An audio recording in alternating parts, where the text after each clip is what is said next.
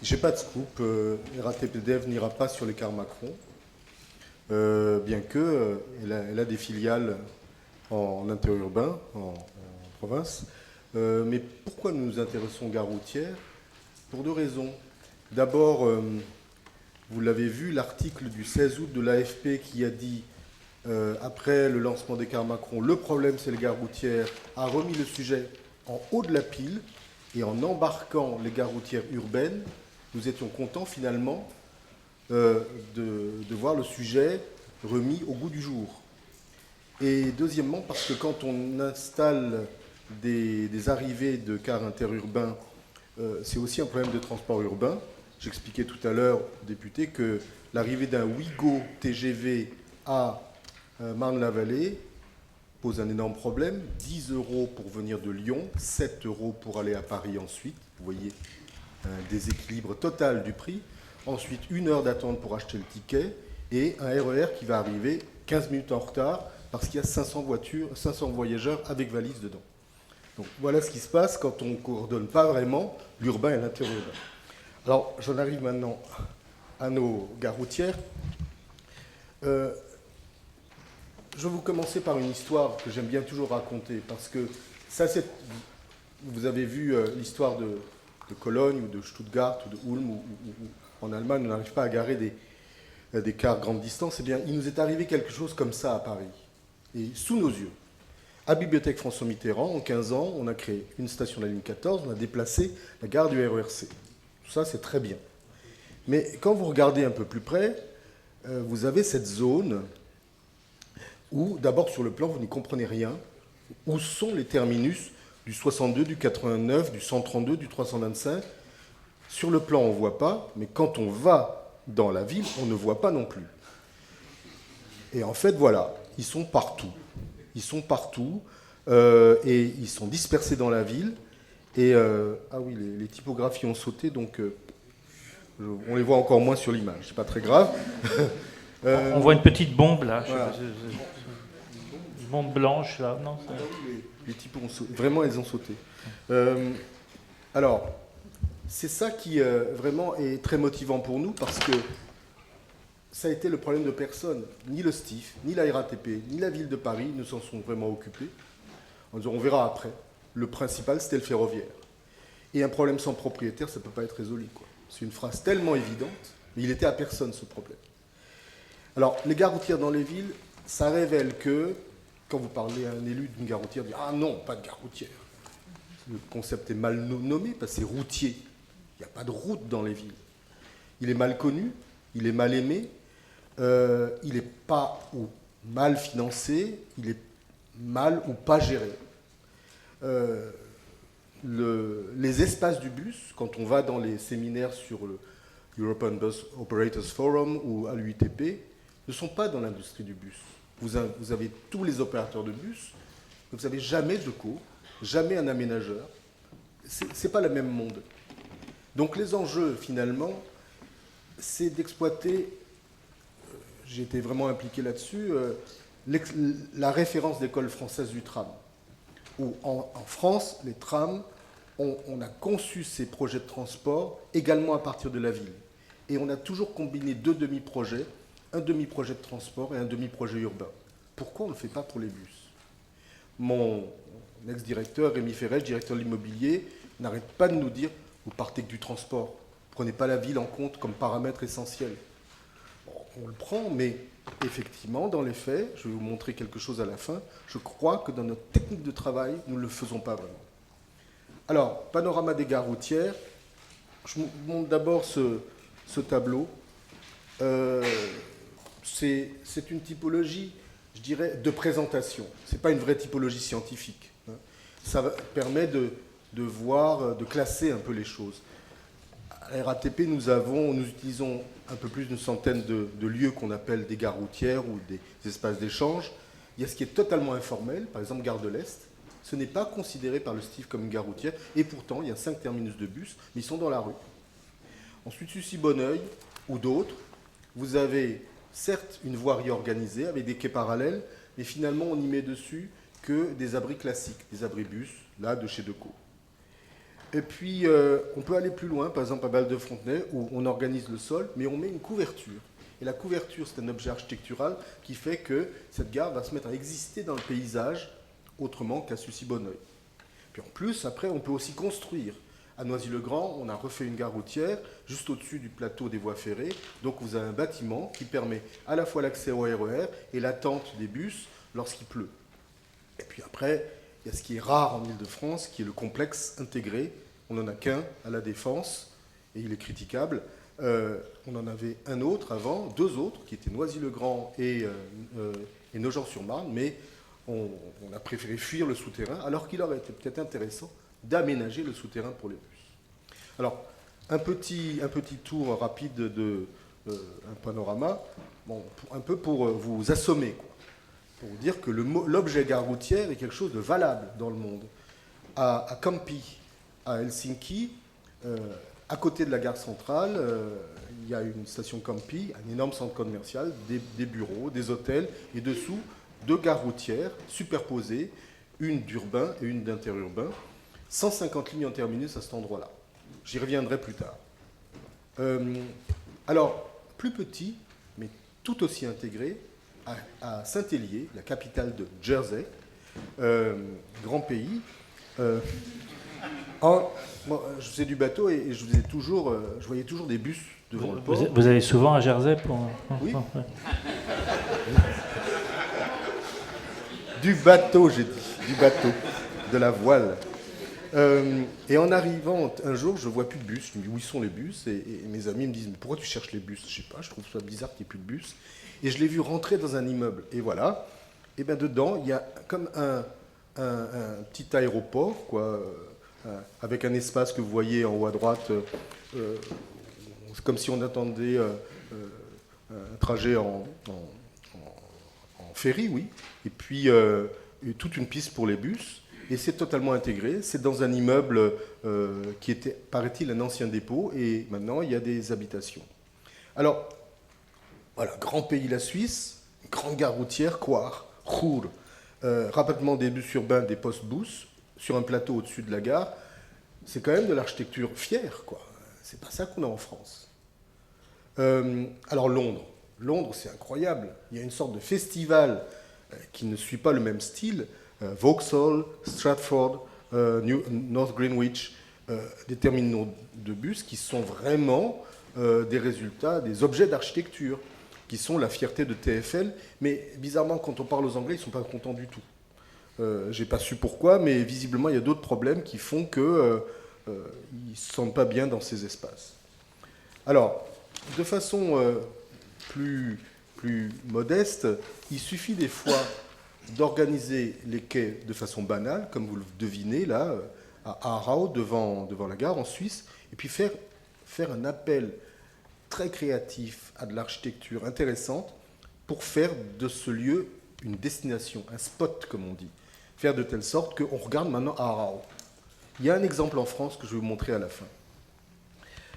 Nantes, alors en France il y a eu les tramways, et dans beaucoup de réseaux de tramways, ça a conduit les autorités à réorganiser les réseaux de transport, les rabattre les bus sur les terminus de tram, et là à Nantes, un terminal bus extrêmement intéressant, avec un énorme plateau piéton, un peu à la hollandaise, sur lesquels les bus passent, mais les piétons aussi, existent à côté du terminus du tramway, mais je n'ai pas vu vraiment d'énormes trafics, parce que je suppose en grande heure de pointe, il peut y avoir du risque entre les piétons et les bus. Antibes, récent, une gare routière qui a été refaite de façon harmonieuse avec le paysage. Et puis également, c'est pas vraiment une gare routière, c'est presque de l'informel, mais de l'informel à la japonaise. C'est-à-dire que les composants sont vraiment très très soignés. Le départ des cars de nuit de la gare centrale de Tokyo a lieu sur la façade est. Et vous avez des systèmes d'information de très haut niveau, avec des gens qui sont toujours bien rangés, qui attendent, qui vont faire ensuite au moins 7 ou 8 heures de car pour aller au bout du Japon, parce que le train est horriblement cher là-bas. Voilà. Alors, quels axes d'évolution et de progrès ? Après que je vous ai montré tout ça, le choix que j'ai fait, c'est non pas de vous montrer des schémas, des tableaux, mais de recommencer avec des images du monde, mais chacune de ces images va illustrer un principe d'amélioration des gares routières ou d'enrichissement des gares routières. D'abord, il me semble que le plus important, c'est de réfléchir sur la configuration des gares routières. En interurbain, c'est indispensable parce qu'un temps de battement d'un bus urbain, c'est peut-être 20 minutes, mais d'un car interurbain, ça peut être une nuit. Il faut les mettre quelque part. Vous avez lu l'article de la ville de Bagnolet qui hurle contre les cars qui sont à l'extérieur et dans la rue sur les trottoirs parce que la gare de Roline, c'est trop petite et que peut-être elle est trop chère. Mais en tout cas, il faut bien que tous ces cars qui arrivent dans cette qui s'appelle la gare centrale internationale de Paris, quand même, hein, Bagnolet, il faut bien qu'ils aillent quelque part. Donc la gare routière, la gare à réservoir, il me semble que c'est un principe intéressant quand on planifie une ville. Ici, regardez, devant la gare de Berlin Zoologischer Garten, vous avez sur la droite, là, ici, 2 petits quais, là, comme ça, avec des bus. Ok, tout simple. Mais en fait, derrière, il y a une réserve qui s'appelle Hernallee ou Herzallee, pas du tout aménagée, mais où on peut mettre peut-être une trentaine de bus urbains. Donc vous voyez, la trace urbaine de ce qui est commercial est faible, mais de ce qui est technique est forte et cachée. Évidemment, Berlin, c'est une ville où il y a de la place. Donc ça, c'est possible. Autre gare routière à réservoir, c'est celle que RATP Dev exploite à Rennes. On l'a visitée, elle est devant la gare SNCF. Et en fait, il y a une surface que vous voyez en haut à droite où il y a un quai où les cars viennent se positionner en épi. Mais derrière, il y a une surface au moins équivalente avec un hangar, vous le voyez en bas à droite, où les cars dorment en fait. Parce que là, c'est les cars régionaux de Il-et-Nous qui sont là. Il faut bien qu'ils soient quelque part. Alors, est-ce que Il-et-Nous a acheté du droit à faire un dépôt là? Mais j'ai bien vu que les espaces étaient partagés avec d'autres compagnies de cars à cet endroit-là. C'est la fonction réservoir, de configurer une gare routière par fonction, une zone technique, une zone commerciale. Bon, après, il y a des façons également de réfléchir différemment. Je sais que les collègues de la RATP sont toujours très, très réticents à réfléchir à ça, mais on va peut-être être obligé d'y aller. C'est de faire des terminobus dynamiques.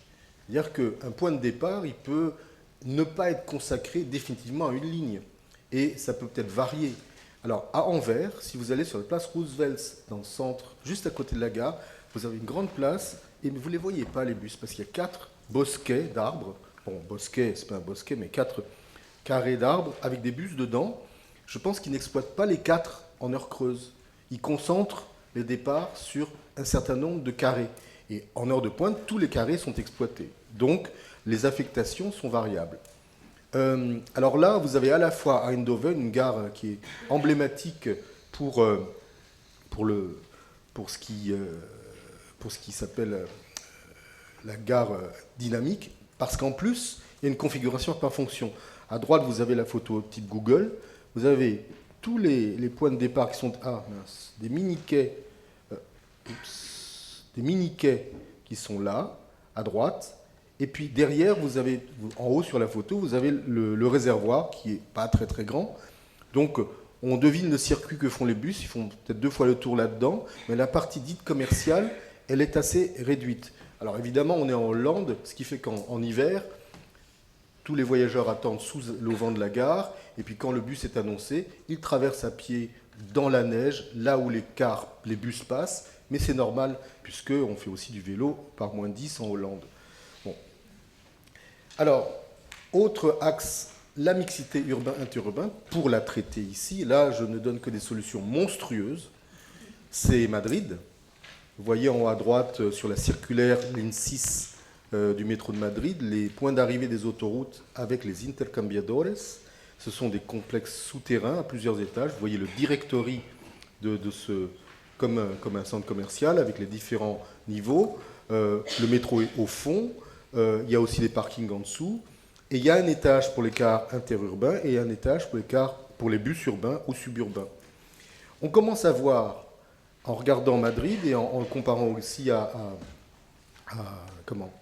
à Helsinki que lorsque le bus ou le moyen routier n'a pas la même place dans les modes de transport dans un pays, tout d'un coup, ces gares-là se mettent à changer de structure. Nous n'aurions pas ça en France, puisque le réseau ferroviaire est plus développé qu'en Espagne. Et en Espagne, autour de Madrid, beaucoup de gens de la troisième couronne arrivent vraiment en car, alors qu'autour de Paris, ce n'est pas le cas. Voilà, à Kamppi, Helsinki, l'étage inférieur, c'est des cars qui arrivent de toute la Finlande. C'est un pays je crois, de 6 millions d'habitants, presque grand comme la France, où on a l'habitude, quand on habite en Laponie, de commander une pièce d'ordinateur, de l'avoir le lendemain par car. Parce que tous les cars sont également des transports de messagerie, comme vous le voyez ici. Là. Vous avez les bagages des voyageurs, mais également la messagerie qui est transportée par ces cars. Et ayant visité cette gare avec l'architecte qui l'a conçue, il m'a expliqué que, on le voyait d'ailleurs à partir du niveau du sol, il y avait des regards qui permettaient de voir. À côté des deux étages de la gare voyageurs, il y avait la gare messagerie. Donc un car qui arrive de, je ne sais pas où, du nord de la Finlande, dépose ses passagers et leurs bagages, va dans la partie messagerie, dépose la messagerie, reprend de la messagerie, revient dans la partie passager et repart, après un temps de battement assez long. Vous voyez, c'est un système d'organisation d'un autre pays différent, et qui est lié à l'échelle. On revient à la géographie du pays. Alors, je continue dans les améliorations, dans les enrichissements, dans les modifications que nous allons devoir intégrer dans ce qu'on appelle les gares routières, les fonctions techniques qui vont changer. La recharge des bus. Il y a plusieurs stratégies. Actuellement, il y a beaucoup de débats. La RATP se dit qu'elle va plutôt charger en dépôt. Mais en fait, pour certaines lignes longues, peut-être qu'il faut du rechargement complémentaire en terminus. Alors en Chine, c'est ça qu'il y a partout. Vous voyez, c'est très informel, mais c'est un vrai terminus. Vous avez le conducteur qui va plugger son truc là. Puis voilà, les voyageurs sont là au milieu. C'est le point de passage entre Zhuhai et Macao. Il y a vraiment beaucoup de monde à certaines heures, mais les équipements sont comme ça, nus. Alors c'est exactement le contraire du prototype du Göteborg, que certains d'entre vous connaissent, qui est une petite merveille d'architecture, certainement chère, qui à l'intérieur de l'université Chalmers. C'est un prototype de station indoor de grande qualité où vous voyez le pantographe qui permet le rechargement, mais c'est pas ça le problème. C'est pas ça la chose qui se voit le plus, c'est que le voyageur, il est bien accueilli dans un endroit qui est vraiment confortable, quoi. Il fait froid en Suède en hiver. Alors, Séoul. Alors là, on rentre dans... Pardon. Je voulais rajouter que dans les nouvelles fonctions techniques, ces systèmes de rechargement, ils peuvent peut-être également servir d'autres véhicules que les bus. Et on pourrait dire qu'à certaines heures, peut-être comme Autolib qui permet de charger des véhicules qui ne sont pas des voitures Autolib, on pourrait servir les autres. Donc on se dit que ces gares routières peuvent peut-être devenir des plateformes multifonctionnelles ouvertes aux autres modes de transport, à ce qu'on appelle les nouvelles mobilités. Et ça, on rentre dans le domaine des services. Alors, les services les plus classiques, c'est les commerces. Alors, il y a l'énorme gare centrale de Séoul, et quand vous lisez la description sur Visit Korea, vous dites, il y a écrit, mais beaucoup de jeunes vont à la gare centrale, même pas pour prendre un bus, parce que c'est leur lieu de sortie. Bon, voilà. Bon, la Défense, la gare routière, c'est peut-être pas un lieu de sortie, Noisy-le-Grand non plus. Même Poitiers, je suis désolé. Alors, on a fait un petit essai, nous vraiment à notre échelle, c'est la petite station Osmose qu'on a essayé à Paris, où on a essayé de mettre des services, bibliothèques, consignes, dans une petite station de bus expérimentale, financée par la Commission européenne. Et on l'a démonté maintenant. Mais les résultats auprès du public étaient extraordinaires. On avait un score soviétique de satisfaction à 98%. Donc, enrichir l'expérience voyageur de celui qui attend par des services est vraiment quelque chose très intéressant, mais attention, on a eu beaucoup d'enseignements. La solvabilité des acteurs que l'on invite, elle doit être garantie. Le petit marchand de café qui était là, qui m'a dit tu sais, si je gagne que 100 euros par jour, je ne reste pas. Bah oui, c'est qu'il faut arriver, on a des belles idées, mais il faut encore que ça fonctionne, quoi, ces commerces. Alors, la fameuse centrale Omnibusbahnhof de Munich, elle est faite pour l'interurbain, c'est l'exemple qu'on a vu tout à l'heure. Je suis moins dithyrambique que la personne présidente sur... voilà. Parce que je me suis rendu compte qu'au niveau, à l'étage des autobus, bah, c'était pas terrible. C'est-à-dire que l'étage, le rez-de-chaussée, avec les commerces, les boutiques pour acheter des billets, tout ça c'est bien. On m'a fait visiter en disant ah, das gibt gastronomie, et puis je voyais McDo et Vapiano, mais je me disais ah oui, en allemand gastronomie ça veut dire restauration, ça ne veut pas dire gastronomie. Il y a aussi une discothèque que je n'ai pas essayée qui est en sous-sol, la nuit. Ah oui, il faut tout essayer. Hein. Mais au niveau -2, mais au niveau -1, sous le bâtiment, là, dans le creux que vous devinez à cet endroit-là, là, il y a les 29 points de départ car. Mais j'ai trouvé, moi, que, vous voyez en bas à droite, que les voyageurs, finalement, on les habituait à être dans des endroits inconfortables, ouverts à tout vent, pas très bien éclairés, très sombres. Alors, il y a des très belles photos sur le net, parce que c'est l'agence d'architecture qui les a postées. Mais dans la réalité, je n'ai pas réussi à faire de bonnes photos à cet endroit-là, en me disant, heureusement, ils ne payent pas cher, donc c'est ça. Pour eux, c'est un transport qui est compétitif. Bon. Il reste juste 5 minutes pour que le taux de satisfaction ne chute pas trop brutalement. Voilà. Bon, intégration des 2 projets immobiliers, c'est Singapour. Là, c'est pas un grand pays, Singapour, mais les centres commerciaux intègrent des stations de bus, des stations de métro et des espaces commerciaux. Et alors, en matière de qualité architecturale, il y a quand même l'exemple allemand, mais des Central Omnibusbahnhöfe avant que ce soit interurbain. Parce que vous avez en Allemagne le fameux Rendez-vous-Netz, qui est le modèle de réseau en étoile qui revient à un point central des villes moyennes tous les quarts d'heure ou toutes les 10 minutes, ce qui fait qu'il y a échange en un lieu central. Et il y a même une compétition qui s'appelle un concours d'architecture des gares routières allemandes, avec un gagnant chaque année. Donc vous voyez là des réalisations quand même très intéressantes dans des cœurs de ville, dans des paysages historiques. En qualité architecturale, on peut aussi se lâcher. Il y en a qui l'assument, à Slough ou Slough, je ne sais pas comment on prononce, à côté d'une gare du futur Crossrail à Londres, ou à Hoofddorp, dans la banlieue hollandaise de Amsterdam. Alors là, vraiment, il faut assumer, hein, mais c'est quand même des commanditaires qui les ont commandés. Donc, je suppose que par définition, ils les assument. Qualité environnementale, vous allez avoir bientôt une gare routière intéressante à Rueil-Malmaison avec pas mal de verre et pas mal de maîtrise de la relation entre la gare routière et son environnement urbain. Et là, à La Roche-sur-Yon, c'est le fameux exemple que je voulais vous montrer qui était vraiment intéressant, où la mairie a décidé de transformer la place Napoléon centrale en une attraction touristique avec des 4 plans d'eau, avec des machines métalliques, un crocodile, un dromadaire, des flamants roses. Alors, les arrêts de bus qui sont autour, il y a écrit Napoléon crocodile, Napoléon dromadaire, Napoléon flamant rose, je crois. Et vous voyez ici sur le plan ici, les pistes blanches, c'est là où passent les bus, et vous voyez donc les piétons aussi marchent. Et l'exploitant est une filiale de RATP Dev, et le directeur m'a dit non, ça marche très bien.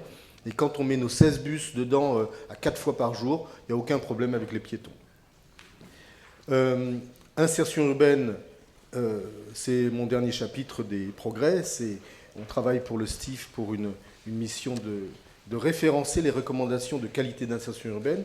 Ce n'est pas de la belle architecture peut-être, mais le fait que ça existe depuis toujours dans le ring de Vienne, c'est-à-dire au cœur de Vienne, que le terminus de correspondance de bus et tramway, qui est aussi desservi par une station de métro Volkstheater, ce soit un lieu avec des bancs, des marchands de hot dog, fleuristes, c'est quand même quelque chose, ça veut dire que c'est vraiment ancré dans la ville, quoi.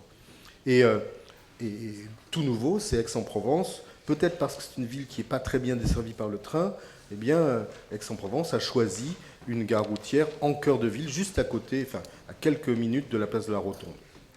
Alors, qu'est-ce que vous avez vu? Vous avez vu une configuration par fonction, une exploitation dynamique, de la mixité urbain-interurbain, des nouvelles fonctions techniques, la mixité transport-service, l'intégration dans l'immobilier, la qualité architecturale, la qualité environnementale, l'insertion urbaine. Eh bien, en fait, il y avait des objectifs derrière qui... Ah, alors là, ça saute. Je suis désolé. Je vais raccourcir mon temps et vous l'aurez peut-être en fait, il y a des objectifs qui sont poursuivis, qui sont derrière, et qui sont ces objectifs qu'il faut mettre dans les cahiers des charges. Et ces objectifs et ces actions se classent en deux catégories, le transport et la ville. C'est-à-dire que servir le transport, c'est très important, c'est essentiel, c'est notre métier, c'est notre vocation dans les acteurs du transport. Mais servir la ville, c'est totalement important, c'est vraiment important. Alors, pour finir, je vais vous dire que en principe de conception, il nous semble que peut-être faudra trouver un nouveau mot pour gare routière, mais pour l'instant on ne l'a pas vraiment trouvé. Les Espagnols, intercambiador, ils ont de la chance. Mais en tout cas, la définition qu'il faudrait assigner à la nouvelle gare routière, c'est une plateforme d'échange destinée au transport et à la ville. Bon, peut-être qu'on ne changera pas de nom, puisque Tramway a été ONI dans les années 70, et aujourd'hui, il n'est plus du tout ONI. Il faut donc viser à construire des projets en mixed use, et pour le transport, il y a obligation à optimiser l'espace occupé. Je vous ai montré quelques pistes, mutualisation des départs, regroupement des stationnements, minimisation des mouvements. C'est à la fois un hub de véhicules, je me suis trompé de mot, hub de véhicules plus hub de voyageurs plus hub de personnel.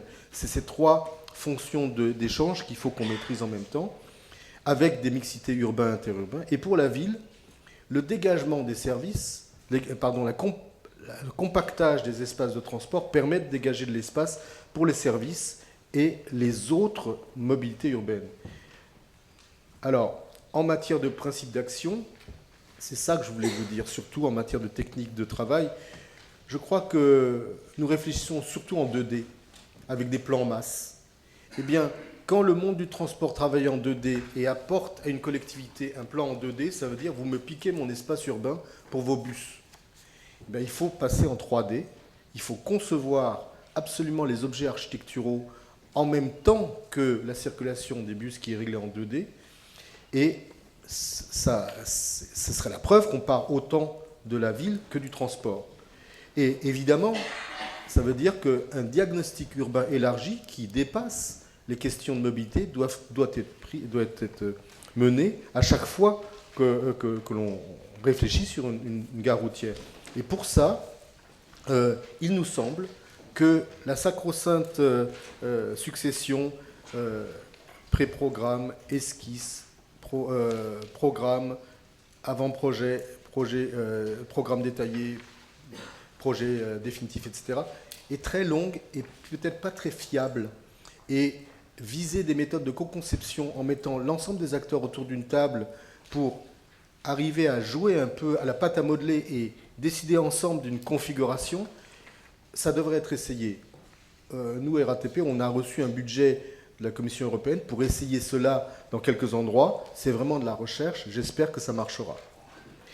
En conclusion, je pense qu'il faut qu'on redécouvre ce que c'est que les gares routières.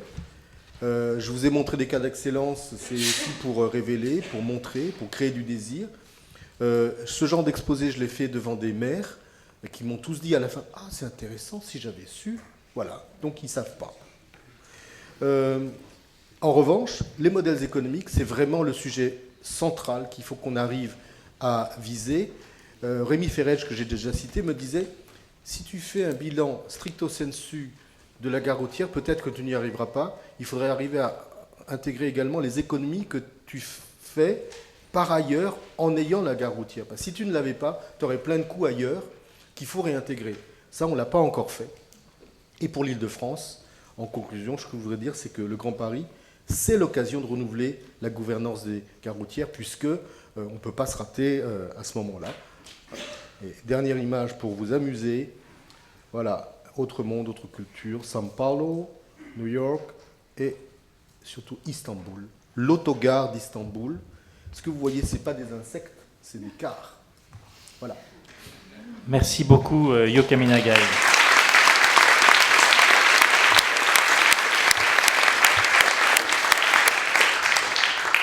On a juste le temps d'une seule question pour que, si jamais il y en a une, qu'elle puisse être posée. Est-ce que quelqu'un a une question? Sachant que vous avez été, comme d'habitude, complet et exhaustif. Donc s'il n'y a pas de question, c'est que le taux de satisfaction est maximal. Merci Yoka Minagai.